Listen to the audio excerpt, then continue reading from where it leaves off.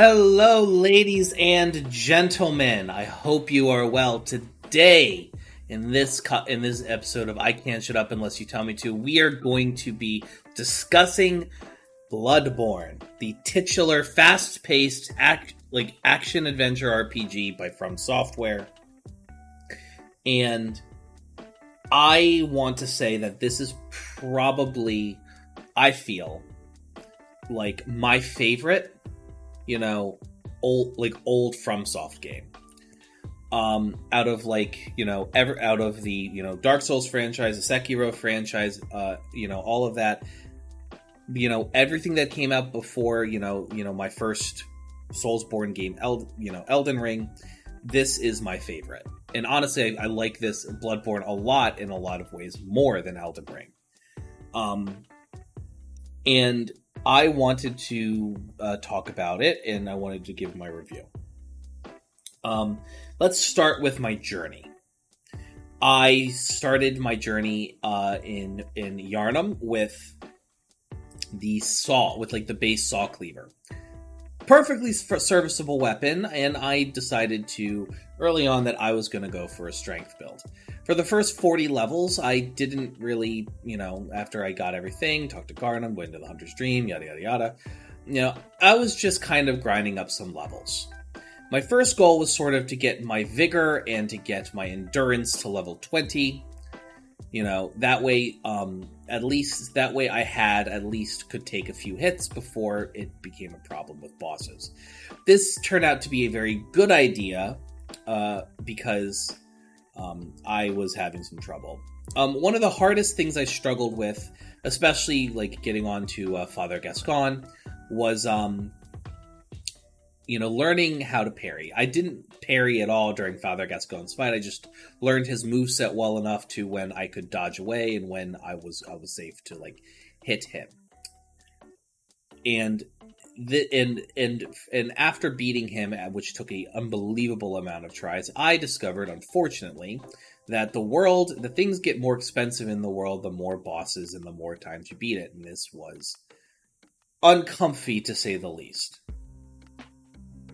Despite this, we persisted on, and I made it to the Cathedral Ward. I bumbled around here for quite a long time before, I figured out where I had to go next, if I'm being honest. I, interacted with Vicar Amelia for the first time. I got my ass beat. And then I just,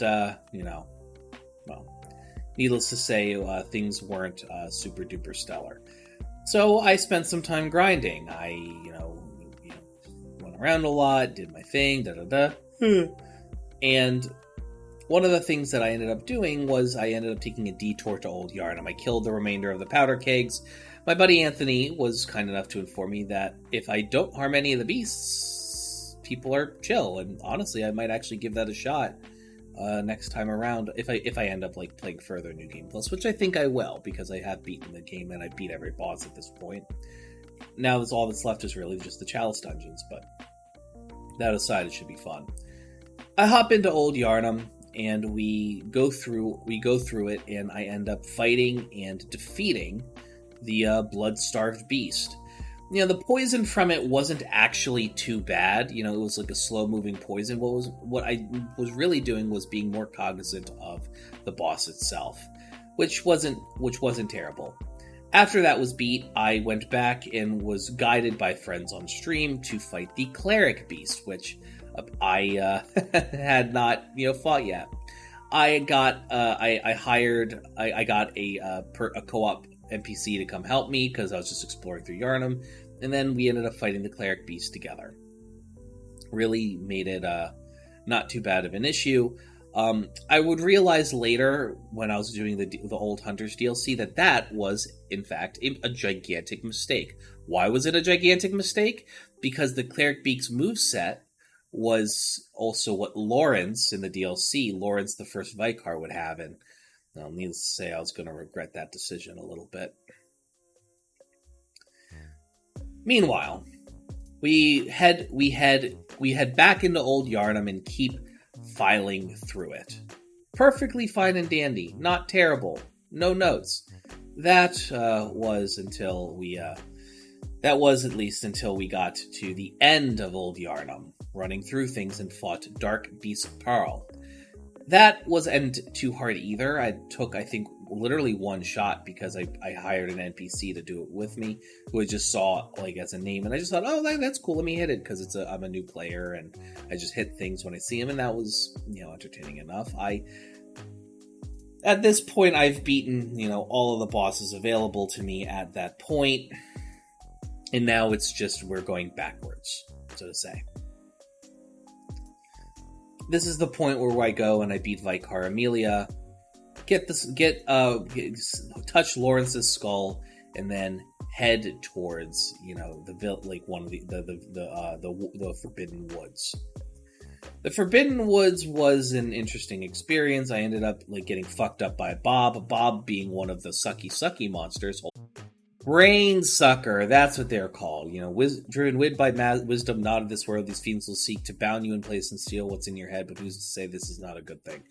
They're the fuckers that would steal my insight, and I always kept getting nailed by them, especially once I got to Bergenworth. But, spoilers, we're not there yet. Running through the Forbidden Woods repeatedly was itself an ordeal. I kept getting murked and ganked by traps and baddies, but we kept it moving. We were in Hemwick before, but we briefly stopped in Hemwick Charnel Lane, beat the Witch of Hemwick and did that, continuing through the Forbidden Forest to dodging pigs, mud monsters, and traps and cannons, and oh my, that was all just hell, and I hated it. All the way till we got to the Shadows of Yharnam, the Shadow of Yharnam, or as I call them, the Pillarmen, because they were beating my ass. Oddly enough, this was the point in the game where I actually took learning, watching enemies and testing how to parry effectively. Once I figured out how to parry the Shadows of Yharnam, actually defeating them became rather pedantic and easy. And getting through them, we were in the throes of Bergenworth, the scholarly home of a man who nobody decided to fucking listen to, and because of that, all the bad things happened. There we killed a fucking spider called Rom, not before an NPC was giving me the fucking business nonstop for 3 hours. It wasn't until I, again, this is carrying over my lessons from the Pillarmen, learning how to parry properly, that killing this invader NPC became feasible. Sadly, due to the fact that I was being a scared little bitch the entire time, the old gentleman, Provost Wilhelm, who was standing right outside, got caught in the crossfire of a fight and unfortunately perished. Which was unfortunate, but what can you do? After beating Rom, night moves forward a little bit, and then we are on to some darker shenanigans.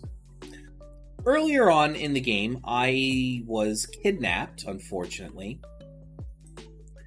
I was kidnapped by, I got thrown into a fucking sack and ended up getting yoinked to something called if I can find the name of it.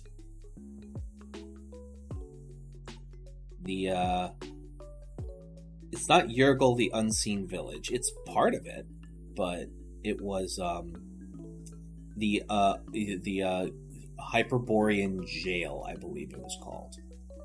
So I went through, and that was a very difficult area. I was severely underleveled for that, and once that was done, I killed that, I was teleported to the Unseen Village. That was a thing, it definitely. And we go into the Nightmare Chapel. That's where the jail is. Hyperion Jail is where I, fought the Dark Beast and shit. You know, I progress through. I'm dealing with these summoner chicks who keep summoning pains in my ass to fight. They're terrible. And we just keep progressing through until we eventually get to the, lecture building second floor. What is the lecture building second floor? Well, a little prior, when I was still kind of, grinding stuff out and, trying to get my shit together, one of the, things, I was ending up doing, going through the, upper cathedral ward and stuff of that nature, was I was exploring, I ended up in the, like the prelude to the Nightmare of Mensis. And I basically got to the Nightmare Frontier. The Nightmare Frontier was interesting. I ended up fighting the big fucking tentacle monster that scared the fuck out of me after I beat Yom. Beat Yom. Yorm, whatever the fuck, like the spider mother is, old one. And now, unfortunately, there's a second floor to this where unfun things happen. Yay!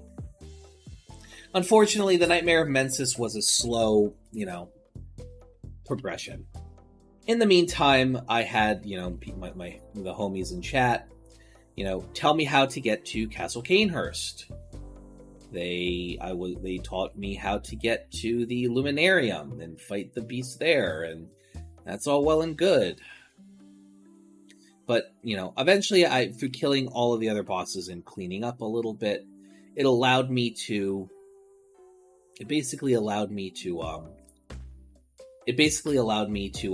get the, what I needed to get what I needed in terms of levels to, beat, the final boss, or the second to final boss. And that was the, Murgo's Wet Nurse. But I beat it, unfortunately, by getting very, very lucky.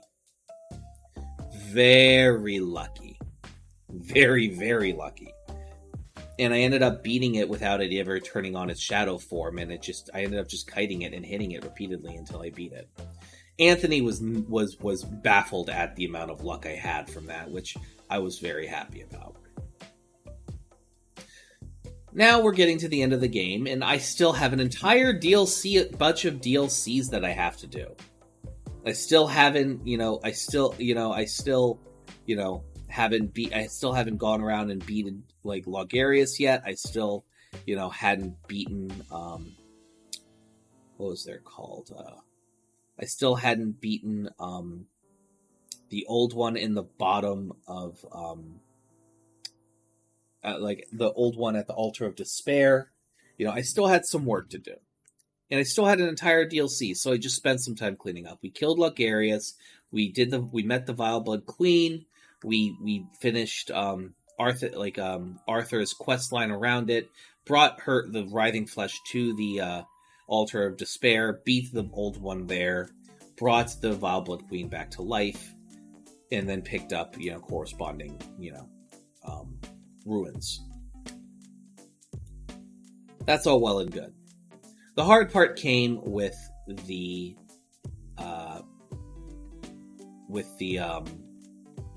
Old Hunters DLC.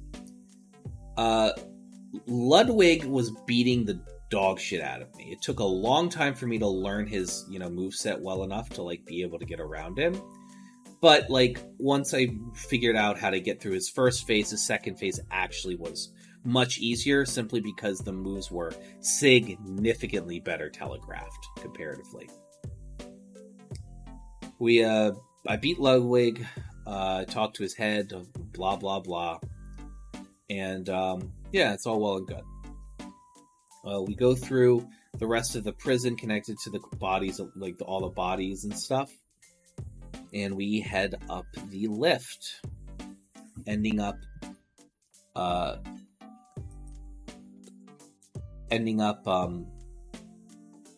was the phrase?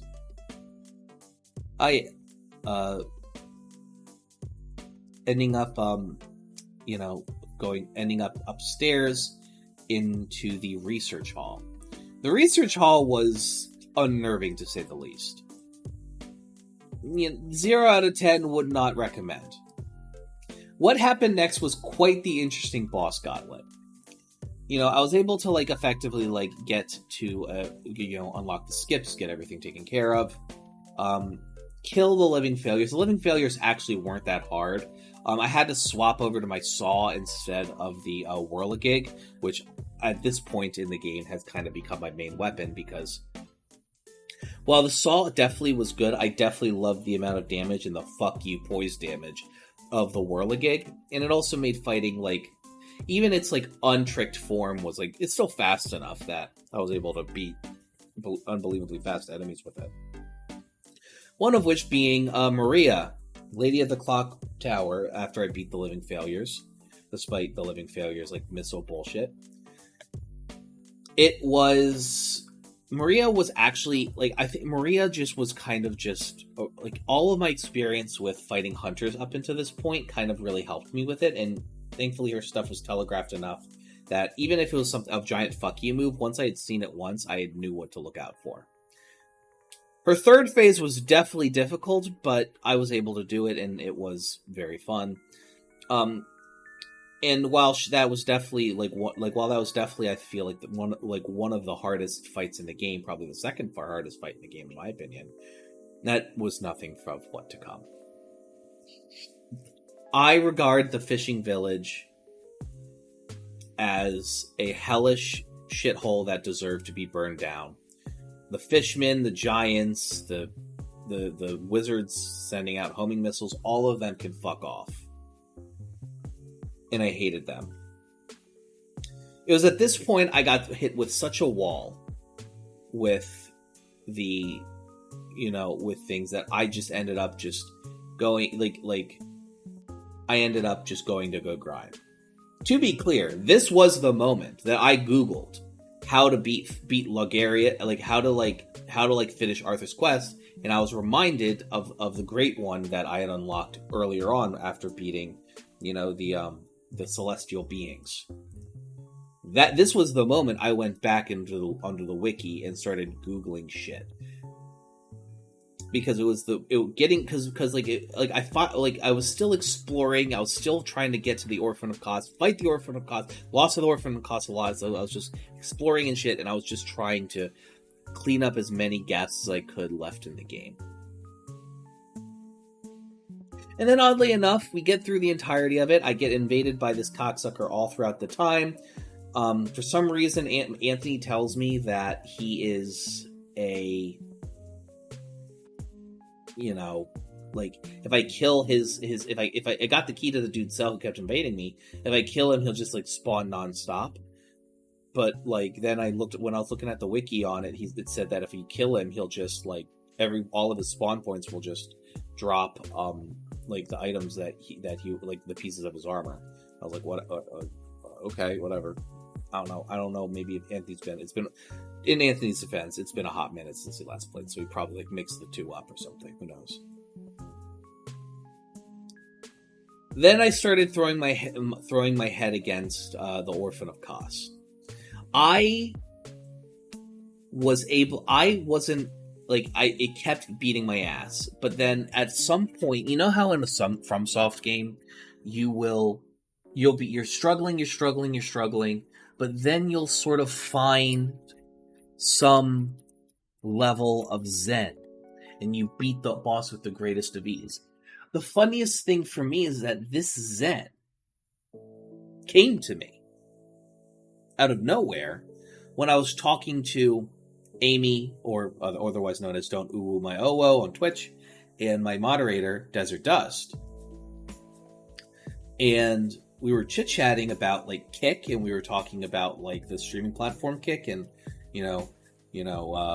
how its efficacy and how long it'll survive for, if it'll survive, things of that nature, and, I was just giving my opinions on it, and just thinking about that, and just autopiloting, Orphan of Kos. And I beat it handedly. I got through its second and third phases. I hadn't even seen its third phase at 25% health. So I just was able to beat it, and it was awesome. Before beating Koss, though, I spent a lot of time fighting Lawrence. Lawrence, which was basically the cleric beast with extra bullshit, was a gigantic pain in the ass. Fuck that entire fight. It's not worth ever doing. It can die in a hole. Amen. I stand by that. That's all I'm going to say on that fight, too. It's not worth talking about because it's terrible. From there, I went on to back to the Hunter's Dream. I fought Gehrman. I beat Gehrman in my first go. And then the Moon Presence, like, I got it down to like a quarter of health, and then I was out of blood vials, and it killed me. And then I came back and beat its ass handedly. I did get the three umbilical cords, one from the prostitute's quest line, one from beating Margot's wet nurse, and one from Isophica's clinic. And I got the hardest ending. It was interesting. I got all 4 umbilical cords, so. But yes, that was my journey. One other thing I want to note, like about New Game Plus, because I've been playing it, is that if you go through Central Yharnam and you like get to the point past the main plaza where like the big Unga Bunga boy is like beating against the wall as you're about to go up to the Great Bridge, before you go to the Hunter's Dream for the first time, if you get over there, you can like summon Father Gascon, the boss that you end up fighting later on. But the moment you die and go to the Hunter's Dream, you can't summon him anymore. I just thought that was really, really interesting personally. Even so, now I want to as far as like my actual time with the game, I want to talk about some of my thoughts about the mechanics. I want to talk about the atmosphere. I want to talk about the world building, and that's what this part's going to be about. So I love Bloodborne. I love it a lot. I think it was really, really great. I think, it's a very atmospheric game, and it certainly is. It certainly, is dripping with atmosphere in a way that no other FromSoft game can. It is, especially with the type of storytelling that they do with it. I think that the actual combat is like probably the best. The rally system is wonderful, and I maintain that it is a grave insult, broadly speaking, to Elden Ring as a video game that they had the nerve to put some form of this amazing rally system in the game, but lock it behind Melania's Great Ruin. They didn't put it. They could have put it behind a talisman. They could have put it behind a helmet. They could have done some shit like that, but no. They decided we're going to take this awesome rally system, which by the way would have worked really fucking well with like a standard playthrough of the game because of how fast Elden Ring is compared to its predecessors of the FromSoft of the Dark Souls lineage. That the fact that we can't use the rally system until basically after everything else is dead is, quite frankly, a grave insult to the player base. But I digress. The rally system is stellar, and I love it, and I think it's great. I like the I like the trick weapons. I like how how they change and stuff. I love the Whirligig is my favorite. I think the Boom Hammer is pretty cool. I never got a chance to fiddle around with too much of the magic or the dexterity weapons, but both of which seem like a lot of fun. The Threaded Cane looks interesting in concept. I'm not sure how it is otherwise, but even so, I think it's pretty cool. I am vaguely curious at pairing the Milkweed Ruin with the Koss Parasite in New Game Plus and getting my Arcane high enough that I'd be able to try a build like that. In fact, I think that's probably the only thing that I have left to do in the game, and that is that. And maybe I'll make a little YouTube video about it later. But that's not here nor there. The other thing I really, really like about Bloodborne, which I haven't talked about, is the chalice dungeons. The idea of randomized community shared dungeons that you can do is really fucking awesome, and I like it a lot. I know their chalice dungeons are relatively maligned by the community for a myriad of different reasons, but I patently disagree. I think they're an awesome concept, and I would hope that FromSoft will use that as a gameplay option as something in the future. Lore-wise, the lore is stellar, and while I'm not fond of the idea that there is zero happy endings for anybody whatsoever, at the end of the night, I do think that the actual writing and the storytelling, especially through flavor text, is objectively amazing and is wonderful. I think that I do wish that it was a little easier to get a hold of the ruins and being able to use said ruins as well, but I understand. On some level for me, I think that some boss fights were kind of forgettable on some levels. For example, I was talking about the Nightmare of Mensis and I skipped straight to Murgo's Wet Nurse, but I completely skipped Mikolash, host of the Nightmare. Not because the boss fight wasn't interesting, it's just him as a boss kind of sucked. I didn't feel like it was worth talking about. Same thing with the one Reborn, which you fight at the end of Yargul before you enter the Nightmare of Mensis. Not to say that they weren't interesting fights in their own right, but I've got to be honest, I wasn't super fond of those fights. I felt like I got through them way too fast, and they ended up just becoming a footnote. Or, I remember a lot of bosses because of the struggle with them, or that they were just deeply interesting in some way.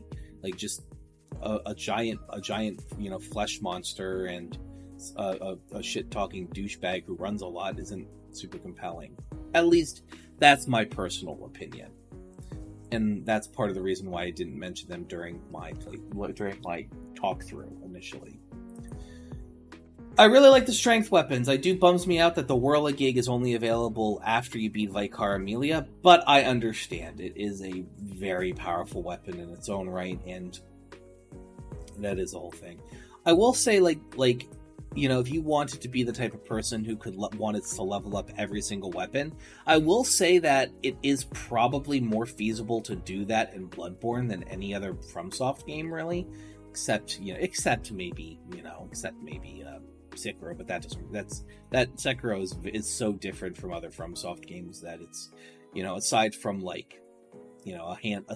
handful of tiny mechanical things, it's hard to it feels almost impossible in some ways to pull it into analysis, except for the verticality. The verticality in Sekiro is what they brought into later FromSoft games, which I like, but that's not even there. Point is that there's a lot I notice here in the latest iteration of FromSoft's work with Elden Ring, and I love I like looking back and seeing how things have changed.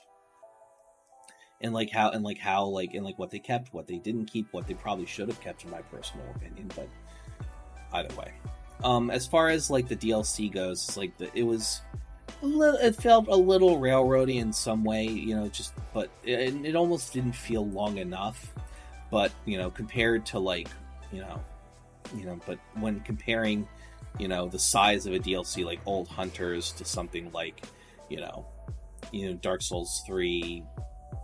What's it called? Painted World of Ariandel. This is positively huge by comparison. Lastly, I just want to say Ludwig was an ugly motherfucker. Jesus Christ. And the stories and also there's so many sad things that happen to people for the duration of this that it's just baffling. I'm babbling. Let me see if I can wrap this up a little bit. Bloodborne is an excellent FromSoft game. Period.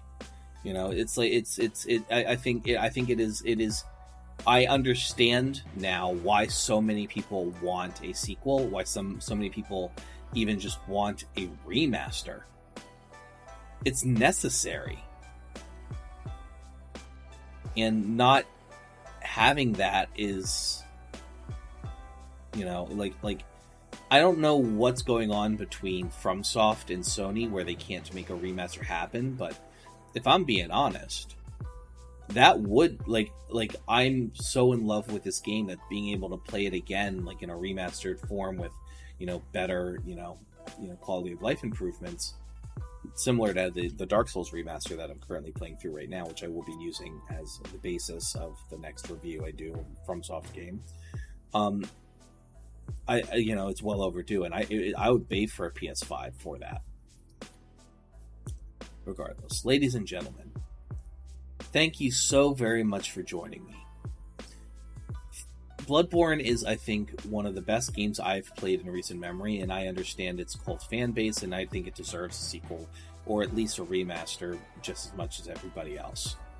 I bought a PlayStation 4 for an old dinky PlayStation 4 for $100 to play this damn game, and I have to say that was $100 well spent. No notes. If you are like me and you hadn't played Bloodborne yet, I highly encourage you to do so. It is a valuable use of time and money, and I implore you to give it a shot. If you have ever liked any of the FromSoft Soulsborne type of games, you will like this. I assure you.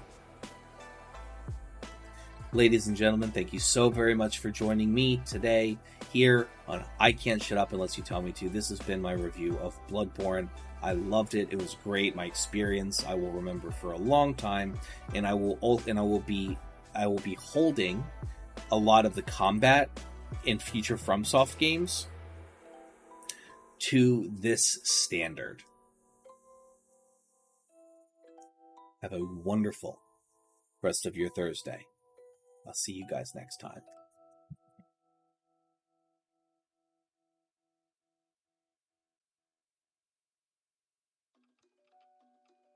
A big thank you to all of my patrons for supporting me and being so amazing for supporting the show.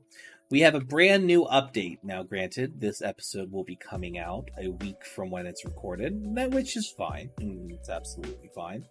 But we here we have an update for our Patreon. Patreon now, all Patreon exclusive videos that are not 18+, are now slated to always go public a month after release, meaning that the casual listener, will have access to more content from HIMedia, content that is, you know, breaks copyright that isn't good for YouTube, content that might not have I might not have added enough fair use commentary, but I still wanted to record my reactions to things. All of this and more here at patreon.com/HImedia, and now people get their Wednesday videos a week. Patrons, remember, I'm not good at advertising, I'm sorry.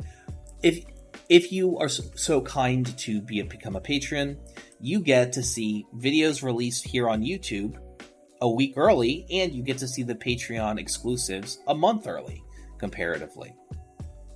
You also get a bunch of other really, really cool benefits, such as, let's just and by the way, this is just for $1 a month. You can submit me questions and I'll answer them at the end of videos and streams. You get early access videos and articles.